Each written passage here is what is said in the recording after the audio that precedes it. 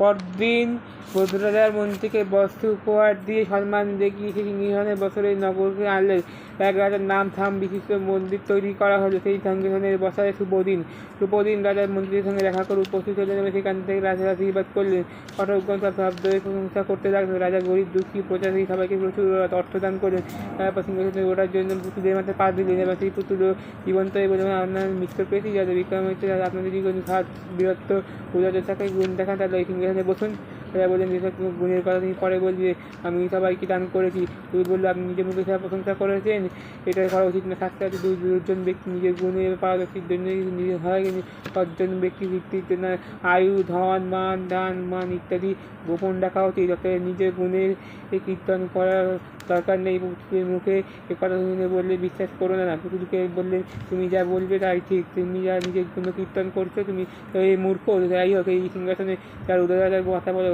তুমি বললে, মহারাজ আপনি সিংহাসনে বিক্রমাদিত্য তিনি সর্বশেষ কোটি কোটি সোনার মোহর দান করেছেন। কেউ টাকার আশায় এলে তাকে 1000 টাকার মোহর দিতেন, কেউ তাকে ভালোভাবে 10,000 টাকার মোহর ব্যবহার করতেন, লক্ষ টাকা তার 1 কোটি সোনার মোহর দান করতেন। আপনার যদি সেরকম উদয়তা থাকে তাহলে আপনি সিংহাসনে বসুন।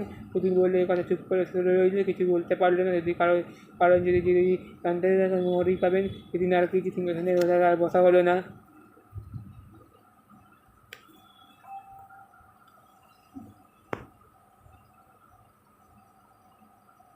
পরদিন আবার সিংহাসনে বসার জন্য দ্বিতীয় পুতুল পা দিলেন এবং সেই পুতুল জীবন্ত হয়ে উঠল। মহারাজা, আপনার প্রধান প্রভাবতী, আপনার যদি বিক্রমাদিত্য ধৈর্য গুণ থাকে তাহলে আপনি সিংহাসনে বসুন।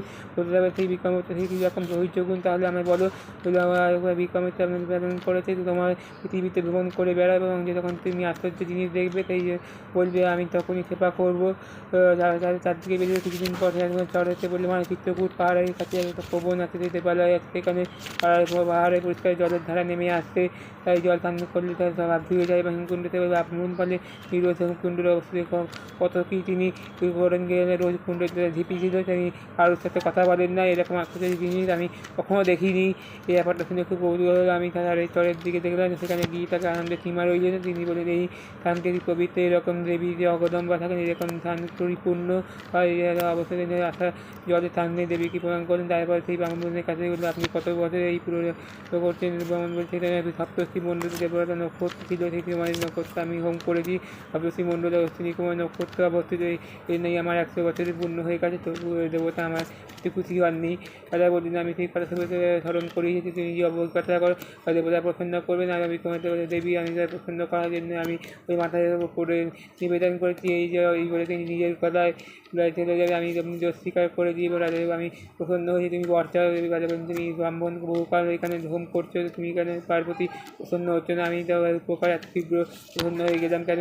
এই বলে রাজা যদি ভ্রমণ করতে আসে ঠিকই বলেছে, এমন কোনো একাগ্রতা যে নেই, এই সেই জন্যই আমি প্রসন্ন হতে পেরেছি। শাস্ত্রে আঙুলের জগতে জপ করতে হয় এবং সেই জপ যখন সেই সব বিফলে হয় না, সেই কাঠ পাথর মাটি প্রচুর ভেতর মনের ভাবই বোঝানো যায়।